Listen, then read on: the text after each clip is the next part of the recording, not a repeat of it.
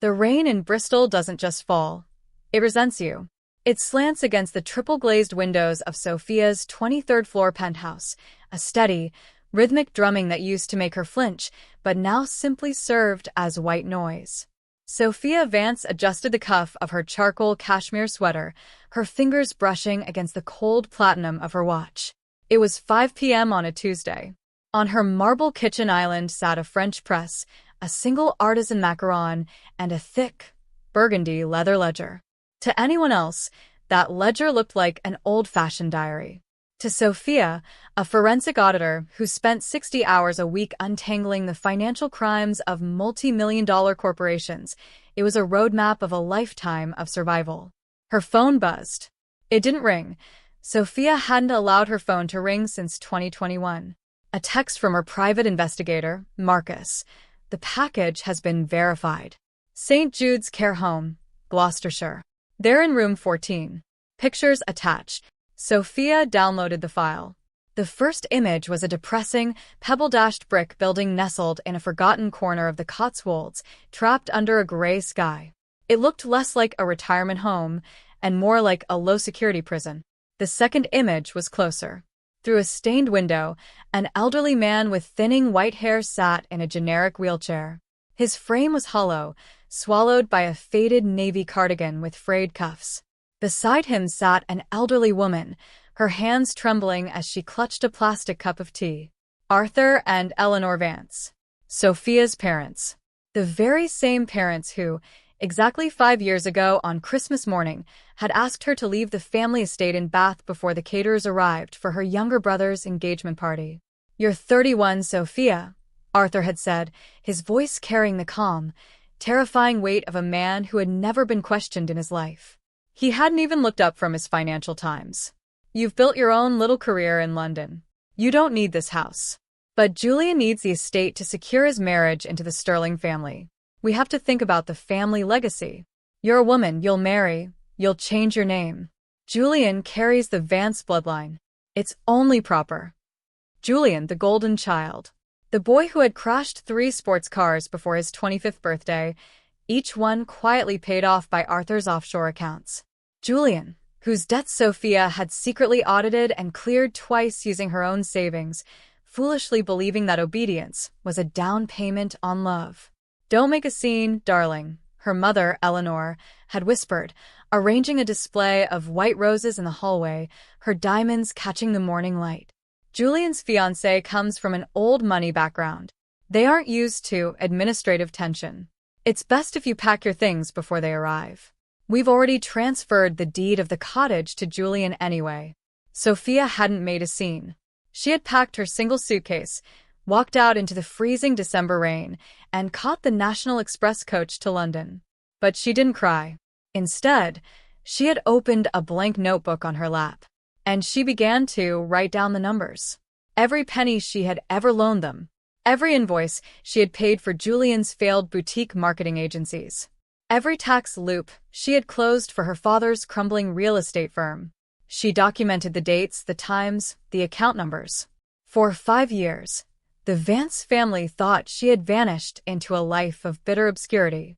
They didn't know she had started her own corporate restructuring firm. They didn't know she had spent half a decade quietly buying up the distressed debt of Arthur's company through an anonymous shell corporation called Alethea Holdings. And they certainly didn't know that Julian had just lost everything. Sophia closed the file on her phone, picked up her fountain pen, and drew a single, clean line through the top row of the burgundy ledger. "Time to go to the countryside," she murmured to the empty room. The drive down to Gloucestershire was quiet. Sophia's Tesla cut through the fog of the A-roads with a ghostly hum. She parked at the edge of the gravel driveway of St. Jude's Care Home, stepping out into the damp, smelling of wet earth and institutional bleach. The reception area was suffocating. A linoleum floor that had been scrubbed too many times, a television murmuring daytime game shows in the corner, and a nurse who looked too overworked to care. "Room 14, down the corridor on the left," the nurse said, barely looking up from her clipboard. "Visiting hours end at 6. Sophia walked down the narrow hallway, her tailored trench coat brushing against the pastel yellow walls. The door to room 14 was propped open with a plastic wedge. Inside, the silence was heavy. Arthur Vance was staring out the window at a concrete courtyard. His hands, once manicured and heavy with signet rings, were spotted with age and clutched a threadbare blanket. Eleanor was sitting on the edge of a narrow single bed, trying to peel a bruised orange with her fingernails. "The nurse said the heating in this block won't be fixed until Thursday, Arthur," Eleanor whispered, her voice a fragile ghost of the high society matriarch she used to be. "Perhaps we can call Julian again? Maybe his secretary just forgot to pass on the message." "Julian isn't answering, Eleanor," Arthur snapped, though the steel in his voice had rusted into a pathetic wheeze. "He hasn't answered since the bank froze the Bath estate accounts last month. He's busy. He's trying to save the firm." "He isn't saving anything," Sophia said smoothly, stepping into the room. Both of them froze. Eleanor dropped the orange. It rolled across the cheap vinyl floor, stopping at the toe of Sophia's leather boots. Arthur turned his wheelchair slowly, his jaw dropping as he took in the sight of his estranged daughter. She looked immaculate. She looked wealthy. She looked entirely detached. "Sophia?" Eleanor gasped, her hand flying to her throat, searching for a pearl necklace that was no longer there. "My goodness, look at you. How did you find us?" "I'm a forensic auditor, Mother," Sophia said, her voice dropping into that flat, professional register she used when presenting a fraud case to a boardroom. "Finding hidden assets is my job. Finding hidden people is even easier." Arthur pulled himself up in his chair, a flicker of his old arrogance returning to his eyes. "If you've come here to gloat about our misfortune, Sophia, you can leave. We are going through a temporary liquidity crisis. Julian is handling the transition. It's a gentleman's agreement with the creditors." Sophia walked over to the small, formica bedside table. She picked up a laminated brochure for St. Jude's. Basic care plan. £650 per week. "A liquidity crisis," Sophia repeated softly, setting the brochure down. "Is that what Julian told you when he drove you here in the back of his Range Rover 3 months ago? Is that what he said when he asked you to sign over your remaining power of attorney so he could restructure your private pensions?" Eleanor's face went completely white. "How do you know about the pensions?" "Because I bought the debt, Mother," Sophia said, pulling a manila folder from her leather handbag and placing it gently on Arthur's lap. "Julian didn't lose your money in a bad market. He lost it at a private casino in Mayfair. He collateralized the Bath estate, your pensions, and the cottage against a £5 million line of credit. And when he couldn't pay, the bank sold the toxic debt to a private equity firm." She leaned in, looking directly into her father's fading eyes. "I am that firm." Arthur's hands began to tremble as he opened the folder. His eyes scanned the legal documents, the corporate seals, and finally, the signature at the bottom of the debt acquisition form. Sophia Vance, Managing Director, Aletheia Holdings. "You," Arthur whispered, the paper rattling in his grip. "You bought our home." "I bought everything," Sophia replied. "The cars, the investments, the furniture you sat on when you told me I wasn't part of the legacy. Legally, Julian owns nothing but the clothes on his back and a mountain of undischargeable debt. He's currently staying in a budget hotel near Heathrow, trying to figure out how to tell his fiancée's family that the wedding is off." Eleanor burst into tears, a high, desperate sound that echoed in the small room. "Sophia, please. He's your brother. We are your parents. You can't leave us in a place like this. The staff are cruel, the food is cold, and Arthur's medication isn't being renewed because the insurance lapsed. We have nothing left." Sophia looked at her mother. For 35 years, she had craved this woman's approval. She had stayed up until 3 a.m. editing her father's business proposals, hoping that one day, just once, Arthur would look at her the way he looked at Julian. Now, looking at them, she felt nothing but a profound, clean emptiness. "You had a legacy, Father," Sophia said quietly. "You told me a child only deserves what they can contribute to the family name. Julian contributed ruin. I contributed silence. And now, the ledger balances." "We'll take the case," Rachel Okafor said, pushing her glasses up her nose as she shut the manila folder. Rachel's office in Clifton wasn't grand. It sat above a laundrette, smelling faintly of detergent and old paper, but Sophia knew her reputation. Rachel was the kind of family solicitor who didn't care about elite names or old money. She cared about the law, and she hated bullies. Your brother Julian has committed systematic financial abuse of vulnerable adults, Rachel explained, leaning back in her chair. By transferring their power of attorney under false pretenses while your father was suffering from early-stage cognitive decline, he broke half a dozen compliance laws. We can get the power of attorney revoked by the Court of Protection within 48 hours. But Sophia, let's talk about your parents. What do you want to do with them? Sophia looked out the window. I want them out of St. Jude's. It's an unsafe environment. Rachel eyed her carefully. And then, you bring them to your penthouse? You play the savior? No, Sophia said, her voice steady. I am an auditor, Rachel. I don't deal in sentimentality. I deal in accountability. My brother stripped them of their dignity because they allowed him to. My parents taught him that greed was a virtue as long as it kept the Vance name intact. I will give them shelter, but I will not give them my life. By Thursday morning, the legal machinery had turned with terrifying precision. Julian Vance didn't even show up to the emergency injunction hearing.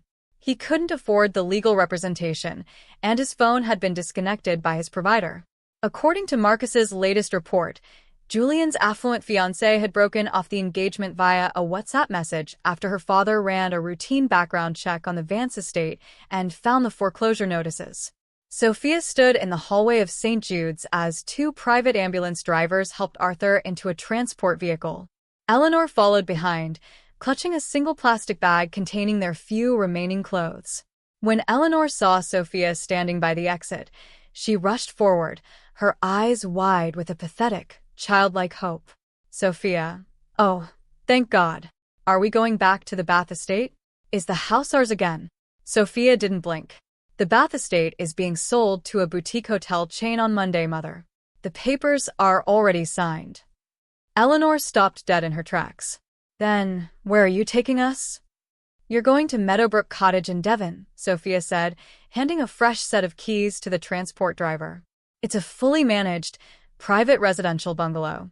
It has a garden, the heating works, and your medical prescriptions have been paid for the next 3 years out of the liquidation of Julian's remaining luxury assets. Arthur looked up from his wheelchair, his old voice cracking. A bungalow in Devon? We are the Vances of Bath, Sophia. You've ruined us. You've humiliated our name in the courts. Sophia stepped down to his level, her face inches from his. The smell of his expensive cologne was gone, replaced by the scent of old age and defeat. The Vance name died the morning you forged my signature on Julian's first business loan 10 years ago, Sophia said, her voice a whisper that cut like glass. I spent a decade covering your fraud because I thought that's what a daughter was supposed to do. But you taught me well, Arthur. You taught me that everything has a price. She stood up and smoothed down her coat. You have a roof. You have food. You have your health. That is exactly what you told me a child needed when you kicked me out on Christmas morning. Let's see how much you enjoy the standard you set. 3 months later, the winter had finally broken. Sophia sat on the wooden deck of a small, secluded cottage on the coast of Cornwall. She had taken a sabbatical from her firm, leaving the London office in the hands of her senior partners. The air here smelled of salt, pine, and absolute freedom. Her laptop was open on her lap, but she wasn't auditing spreadsheets. She was watching a live video feed from her old apartment's doorbell camera in Bristol. The recording was from 2 weeks ago. It showed Julian Vance standing under the porch light at midnight. His designer jacket was stained, his hair unwashed, his face hollow with the desperation of a man who had never been told no in his entire life. He had pounded on the door for 10 minutes, shouting her name into the intercom until the building's security team arrived and escorted him off the premises. Sophia didn't feel angry watching it. She didn't feel triumphant. She simply closed the laptop screen, allowing the sound of the Atlantic waves to fill the silence. Her phone buzzed. A new number. A text message from Eleanor. The garden in Devon is blooming, Sophia. Your father walks down the path every afternoon now. The nurses are kind. We received the postcard you sent from Cornwall. Arthur doesn't talk about the Bath estate anymore. He keeps your old university graduation photo on his desk. If you ever find the time, we would love to have a cup of tea with you. No folders. No demands. Just tea. Sophia looked at the screen for a long time. She remembered the years of feeling invisible, the years of believing her only worth was the amount of money she could save them, the amount of crisis she could avert. She had broken their empire, but in doing so, she had forced them to become human. She typed back a short, simple message. I'm glad the garden is well. I will let you know when I am in Devon. She hit send, stood up and walked down the stone steps toward the beach. The tide was coming in, washing away the footprints she had left in the sand earlier that morning, leaving the shoreline smooth, clean, and perfectly balanced. True power doesn't come from shouting down the people who hurt you. It comes from quietly keeping the receipts and letting the truth do the talking. Sophia didn't destroy her family out of malice. She simply held up a mirror to the standard they created. If Sophia's journey from being her family's bank to becoming their consequence resonated with you, please hit that subscribe button and turn on notifications. Have you ever had to say enough to a toxic family member? Let me know your thoughts and where you're listening from in the comments below. I read and reply to every single one. Thank you for listening.